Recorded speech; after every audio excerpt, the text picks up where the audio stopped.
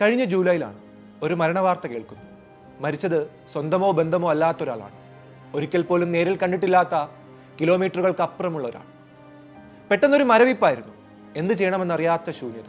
ലിവർപൂളിന്റെ വിങ്ങുകളിലും മുന്നേറ്റത്തിലുമൊക്കെ മിന്നൽ പോലെ കാണാറുണ്ടായിരുന്ന ഒരു മനുഷ്യൻ. പരാതിയും പരിഭവങ്ങളും ഇല്ലാതെ ബെഞ്ചിലിരിക്കുന്ന, കളിയുടെ ഏത് മിനിറ്റിൽ വിളിച്ചാലും ടീമിനായി 100% നൽകുന്ന ഒരാൾ. പോർച്ചുഗലിന്റെ ഡിയാഗോ ജോട്ട ഇനി ഇല്ലെന്ന വാർത്ത ഉൾക്കൊള്ളാൻ അന്ന് ഏറെ സമയമെടുത്തു. ഏകദേശം ഒരു വർഷത്തിനിപ്പുറം പോർച്ചുഗൽ ലോകകപ്പ് കളിക്കുകയാണ്. അവർക്കൊപ്പവും ജോട്ടയുണ്ടാകും.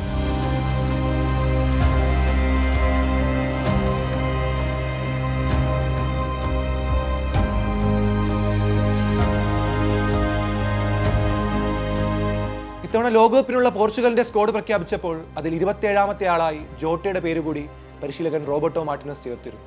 അവൻ വെളിച്ചമായി ഞങ്ങളെ ഈ ടൂർണമെന്റിൽ മുന്നോട്ട് നയിക്കും എന്നാണ് അദ്ദേഹം പറഞ്ഞത്.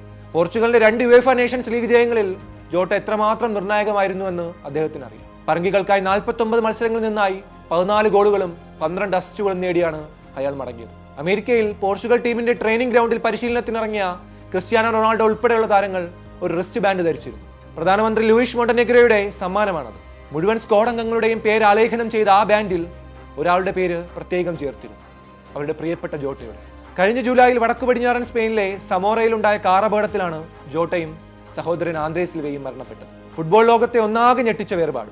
പോർച്ചുഗലും ലിവർപൂളും മാത്രമല്ല, ഈ ഭൂമിയിൽ കാൽപന്ത് ഉരുണ്ടെത്തിയിട്ടുള്ള എല്ലായിടങ്ങളിലെയും മനുഷ്യർ അന്ന് അയാൾക്ക് വേണ്ടി കരഞ്ഞു.